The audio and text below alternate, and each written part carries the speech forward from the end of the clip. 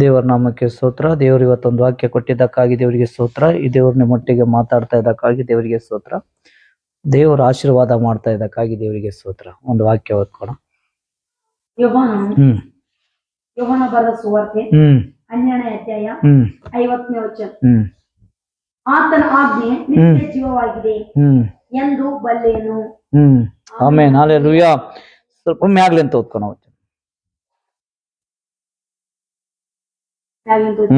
ಹೀಗೆ ಹೇಗೆ ಮಾತಾಡಬೇಕು ಎಂಬುದಾಗಿ ನನಗೆ ಆಜ್ಞೆ ಕೊಟ್ಟಿದ್ದಾನೆ. ಆತನ ಆಜ್ಞೆ ನಿತ್ಯ ಜೀವವಾಗಿದೆ ಎಂದು ಬಲ್ಲೆನು. ಆದ್ದರಿಂದ ನಾನು ಮಾತಾಡುವುದನ್ನೆಲ್ಲ ತಂದೆ ನನಗೆ ಹೇಳಿದ ಮೇರೆಗೆ ಮಾತಾಡುತ್ತೇನೆ ಅಂದನು. ಹಲ್ಲೆಲೂಯಾ, ದೇವರಿಗೆ ಸ್ತೋತ್ರ. ಆಜ್ಞೆ ಯೆಹೋವನಿಂದನೇ ಬಂದದ್ದು. ದೇವರಿಗೆ ಸ್ತೋತ್ರ. ಯೇಸು ಸ್ವಾಮಿ ಬಿ ಅದೇ ಹೇಳಕತ್ತನ, ದೇವರು ಕೊಟ್ಟ ಆಜ್ಞೆ ಪ್ರತಿಯೊಬ್ಬರು ಫಾಲೋ ಮಾಡ್ಬೇಕು. ಹಲ್ಲೆಲೂಯಾ. ಅದ್ರಲಿಂತ ಏನು ಲಾಭ? ಜೀವದ ಲಾಭ. ನಮ್ಮ ಜೀವ ಉಳಿತದ. ಆ ಆಜ್ಞೆ ಯಾರಿಗೆ ಏನೇನ್ ಕೊಟ್ಟಿರ್ತಾನೋ ದೇವರು, ಅದ್ರಲಿಂತ ಜೀವ ಉಳಿಯ ಸಲಗಾಗಿ ಮತ್ತೆ ಎದಕ್ಕಿಲ್ಲ, ನಿಮ್ಮ ಜೀವ ಸೇಫ್ಟಿ ಆಗ್ತದ, ಪರಲೋಕಕ್ಕೆ ಸೇರ್ತದ, ತಂದೆ ಒಳಗಡೆ ಆಗ್ತಿರ್ ನೀವು. ಆಜ್ಞೆ ಇಲ್ಲಾರ್ದ ದೇವರಿಗೆ ನಡ್ಕೋಕ್ ಆಗೋದಿಲ್ಲ. ಆಜ್ಞೆ ಇದ್ರೆ ಮಾತ್ರ ದೇವರಿಗೆ ನಡ್ಕೋಕ್ ಆಗ್ತದೆ. ದೇವರಿಗೆ ನಡ್ಕೋರೋ ಅನೇಕ ಮಂದಿಯಾರ ಆಜ್ಞೆ ಇಲ್ಲ. ದೇವರಿಗೆ ನಂಬೋರೋ ಜಗ್ಗಿ ಮಂದಿಯಾರ ಆಜ್ಞೆ ಇಲ್ಲ.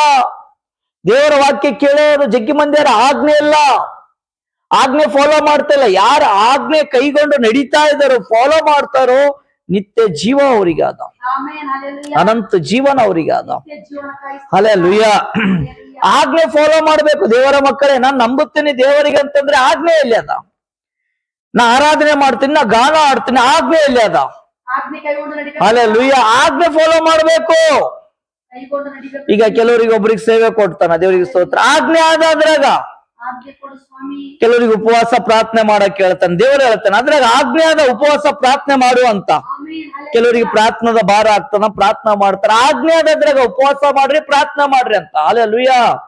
ಆಜ್ಞೆ ಇರ್ಲಾರ್ದೆ ನೀ ಏನು ಮಾಡಕ್ ಆಗಲ್ಲ. ಸುಮ್ನೆ ನಾ ದೇವ್ರಿಗೆ ನಂಬುತ್ತೀನಿ, ದೇವ್ರ ಹತ್ರ ಬರ್ತೀನಿ, ಅದೇ ನಂಬೋದು ಬೇರೆ, ಆಜ್ಞೆ ಫಾಲೋ ಮಾಡೋದು ಬೇರೆ. ದೇವರು ಖುದ್ದ ಆಜ್ಞೆ ಫಾಲೋ ಮಾಡ್ತಾ ಇದ್ದಾನೆ. ನಿಮಗ್ ಉಳಿಸೋ ಸಲುವಾಗಿ ಪ್ರಾಣ ಕೊಟ್ಟಾನ, ಆ ರಕ್ತ ಸುರಿಸ್ಯಾನ. ಆತನು ನಿನ್ನನ್ನು ಹುಡುಕಿ ಹಿಡ್ಕೊಂಡು ಬಿಡುಗಡೆ ಕೊಟ್ಟಾನ, ಆರಿಸಿ ತೆಗೆದುಕೊಂಡಾನ. ನೀನು ಆಜ್ಞೆ ಫಾಲೋ ಮಾಡು ಅಂತ. ದೇವರ ಹತ್ರ ಹೆಂಗ್ ನಡಿಬೇಕು, ದೇವರ ಹತ್ರ ಕೇಳು ಅಂತ. ಸುಮ್ನೆ ನಾನು ಪ್ರಾರ್ಥನಾ ಮಾಡ್ತೀನಿ, ದೇವರನ್ನ ನಡ್ಕೋತೀನಿ ಅಲ್ಲ. ಆಜ್ಞೆ ಇಲ್ಲಾರ್ದೆ ನೀನು ದೇವರನ್ನ ನಡ್ಕೋಕ್ ಆಗೋದಿಲ್ಲ. ದೇವರ ಮಗಳೇ, ಆಜ್ಞೆ ಇಲ್ಲಾರ್ದೆ ದೇವರನ್ನ ನಡ್ಕೋಕ್ಕಾಗಲ್ಲ. ಆಜ್ಞೆ ಬೇಕು, ಆಜ್ಞೆ ಫಾಲೋ ಮಾಡಿ. ಏನ್ ಕೊಟ್ಟಾನ ಆಜ್ಞೆ ದೇವರು? ಪವಿತ್ರವಾಗಿರ್ರಿ, ಸಭೆಗೆ ಹೋಗ್ರಿ, ಚರ್ಚಿಗೆ ಹೋಗ್ರಿ, ವಾಕ್ಯ ಓದ್ರಿ, ಶೋಧನೆ ಒಳಗಾಗದಂತೆ ಪ್ರಾರ್ಥನೆ ಮಾಡ್ರಿ, ಪ್ರಾರ್ಥನಾದಾಗಿರ್ರಿ, ಎಚ್ಚರವಾಗಿ ಪ್ರಾರ್ಥನೆ ಮಾಡ್ರಿ, ಎಡಬಿಡದೆ ಪ್ರಾರ್ಥನೆ ಮಾಡ್ರಿ, ಸೇವಕನ ಮಾತು ಕೇಳ್ರಿ, ಸೇವೆ ಮಾಡ್ರಿ. ಹಲ್ಲೆಲೂಯಾ. ದೇವರು ಪ್ರತಿಯೊಬ್ಬರಿಗೆ ಏನಾನೋ ಒಂದು ವರದಾನ ಕೊಡ್ತಾನ. ಪವಿತ್ರಾತ್ಮ ಏನಾನೋ ಒಂದು ವರದಾನ ಕೊಡ್ತಾನ ಅವರಿಗೆ. ಯಾಕಂದ್ರೆ ಆಜ್ಞೆ ಫಾಲೋ ಮಾಡು, ತಂದೆಯನ್ನು ಫಾಲೋ ಮಾಡು. ಹಲ್ಲೆಲೂಯಾ. ದೇವರಿಗೆ ಮಹಿಮೆ ಪಡಿಸೋ ಕೆಲಸ ಮಾಡಬೇಕು. ಅದ್ರಾಗ ಒಂದು ಆಜ್ಞೆ ಅದ. ದೇವ್ರು ನಿಮ್ಗೆ ಆಜ್ಞೆ ಕೊಟ್ಟಾನಲ್ಲ. ಏನ್ ಕೊಟ್ಟಾನ ಆಜ್ಞೆ? ಕೆಲವರಿಗೆ ಕನಸ್ನಾಗ ಬಂದು ಹೇಳೇನ, ಹೋಗಿ ಸೇವೆ ಮಾಡ್ರಿ. ಕೆಲವರಿಗೆ ಕನಸ್ನಾಗ ಬಂದ್ ಮಾತಾಡೋಣ, ಎದ್ದ ಮಗಳೇ ಪ್ರಾರ್ಥನೆ ಮಾಡ್ರಿ. ಕೆಲವರಿಗೆ ತಂದೆ ಮಗ ಪವಿತ್ರಾತ್ಮಲಿಂದ ರಕ್ಷಣೆ ಹೊಂದ್ಕೋ ಅಂತ ಹೇಳೇನ. ಹಲ್ಲೆಲೂಯಾ. ಆಜ್ಞೆ ಇರ್ಲಾರ್ದೆ ನೀನು ಏನು ಮಾಡಕ್ ಆಗೋದಿಲ್ಲ. ಆಜ್ಞೆಯನ್ನು ಕೈಗೊಂಡು ನಡಿಬೇಕು. ಪವಿತ್ರಾತ್ಮನ ಮಾತು ಕೇಳಬೇಕು. ಯೇಸು ಸ್ವಾಮಿಯ ಮಾತು ಕೇಳಬೇಕು.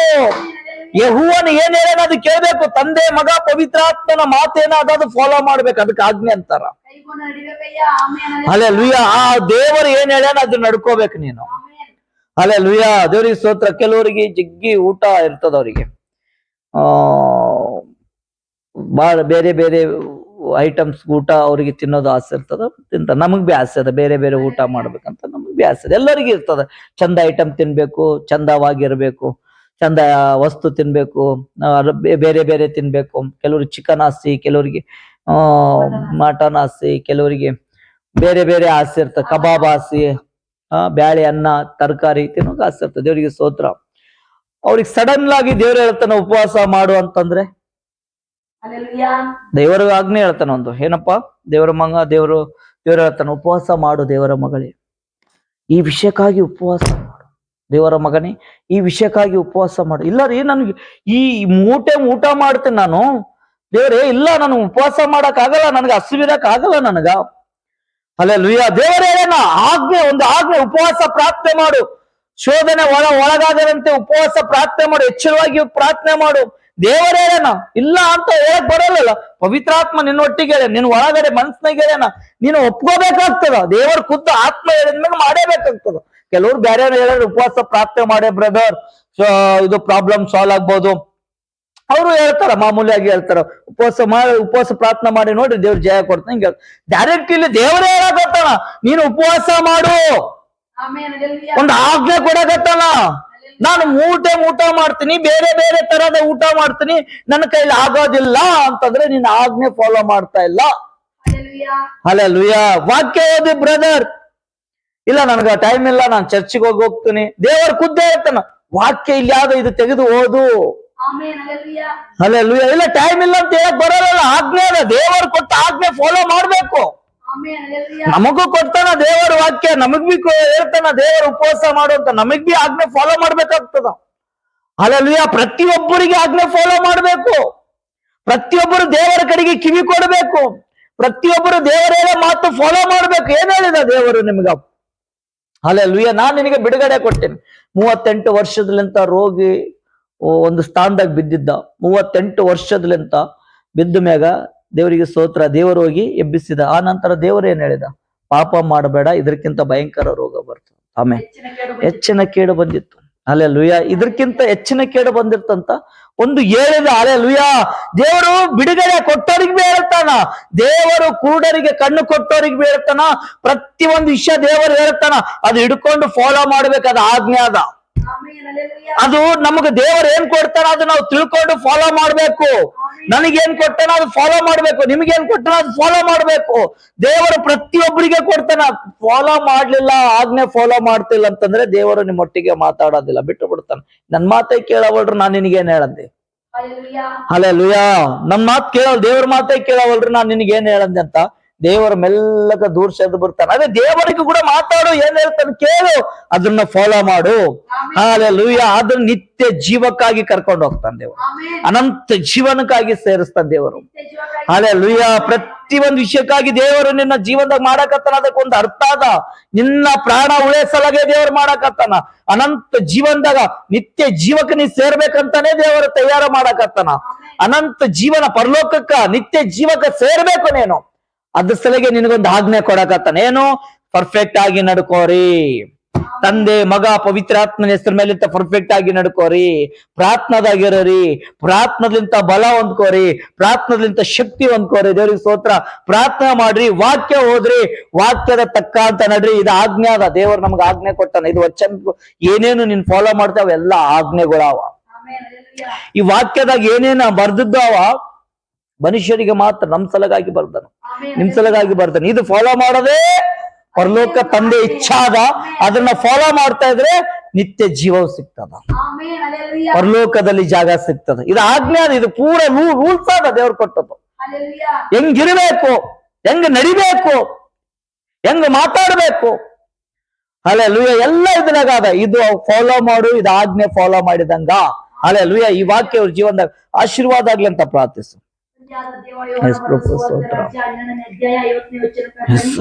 ಆತನ ಆಜ್ಞೆ ನಿತ್ಯ ಜೀವವಾಗಿದೆ ಎಂಬುದಾಗಿ ವಾಕ್ಯ ಕೊಟ್ಟಿರೋ ತಾಯಿ ಸ್ತೋತ್ರ. ನಿನ್ನ ಮಾತು ಕೇಳೋದೇ ನಮಗೆ ನಿತ್ಯ ಜೀವವಾಗಿದೆ ಸ್ವಾಮಿ. ನಿನ್ನ ಮಾತು ಕೇಳಿ ನಡೆದವನು, ನಿನ್ನ ಆಜ್ಞೆಯನ್ನು ಕೈಗೊಂಡು ನಡೆಯೋನು ನಿತ್ಯ ಜೀವಕ್ಕೆ ಬಾಧ್ಯಸ್ಥನಾಗಿರೋ ಸ್ವಾಮಿ. ಪರಲೋಕ ರಾಜ್ಯ ಅವನದಾಗಿದ ಕರ್ತನೆ ಸ್ತೋತ್ರವಾಗಲಿ. ಹಲ್ಲೆಲೂಯಾ. ಕರ್ತನೆ, ಹೌದು ಸ್ವಾಮಿ, ನನ್ನ ಆಜ್ಞೆಯನ್ನು ಕೈಗೊಂಡು ನಡೆಯ ಅಂತ ಹೇಳಿದ ಕರ್ತನೆ. ನನ್ನ ಧರ್ಮಶಾಸ್ತ್ರವನ್ನು ಮೀರಿ ನಡೆಯೋನೆ ಇಲ್ಲಿಂದ ಸಲಿಗೆ ಹೋಗು ಅಂತ ಹೇಳಿದ ಕರ್ತನೆ. ಧರ್ಮಶಾಸ್ತ್ರವನ್ನು ಕೈಗೊಂಡು ನಡೆಯೋನು ದೇವರ ರಾಜ್ಯಕ್ಕೆ ಸೇರೋನು, ಕೈಗೊಂಡು ನಡೆದವನು ದೇವರ ರಾಜ್ಯದಿಂದ ಹೊರಗಡೆ ಬರುವನು. ತಂದೆ ಆದ ದೇವ, ನಿನ್ನ ರಾಜ್ಯದ ಒಳಗಡೆ, ನಿನ್ನ ಮಹಿಮೆಯ ಒಳಗಡೆ, ನಿನ್ನ ಒಳಗಡೆ ನಿನ್ನ ಮಕ್ಕಳು ಸೇರೋರಾಗ್ಬೇಕು, ನಿನ್ನನ್ನೇ ಹೊಂದುವ ಮಕ್ಕಳಾಗ್ಬೇಕು, ನಿನ್ನ ಆಜ್ಞೆಗಳು ಕೈಗೊಂಡು ನಡಿಬೇಕು, ನಿತ್ಯ ಜೀವಕ್ಕೆ ಬಾಧ್ಯಸ್ಥರಾಗ್ಬೇಕು ತಂದೆ. ಪ್ರತಿಯೊಬ್ಬರು ನಿತ್ಯ ಜೀವಕ್ಕೆ ಕರೆದೊಯ್ತದೆ ಕಾಯಿ ಸ್ತೋತ್ರ. ಪ್ರತಿಯೊಬ್ಬರನ್ನು ತಯಾರ ಮಾಡು, ಸತ್ಯವೇದ ಓದುವುದಕ್ಕೆ, ಬರೆಯುವುದಕ್ಕೆ, ಪ್ರಾರ್ಥನೆ ಮಾಡೋದಕ್ಕಾಗಿ ಪ್ರತಿಯೊಂದು ಆತ್ಮನಿಗೆ ಎಬ್ಬಿಸಿ ಕರ್ತನೆ. ಎಬ್ಬಿಸಿ ನೀ ತಯಾರ ಮಾಡು ತಂದೆ ಸ್ತೋತ್ರ. ಈ ವಾಕ್ಯ ಎಲ್ಲಾರ ಜೀವನದಲ್ಲಿ ನೆರವೇರಲಿ ತಂದೆ ಸ್ತೋತ್ರ. ಯೇಸುವಿನ ಪ್ರಾರ್ಥನೆ ಯೇಸುವಿನ ನಾಮದಲ್ಲಿ ಬೇಡಿ ಹೊಂದಿದ್ದೇನೆ ಪರಲೋಕದ ತಂದೆ. ಆಮೆನ್.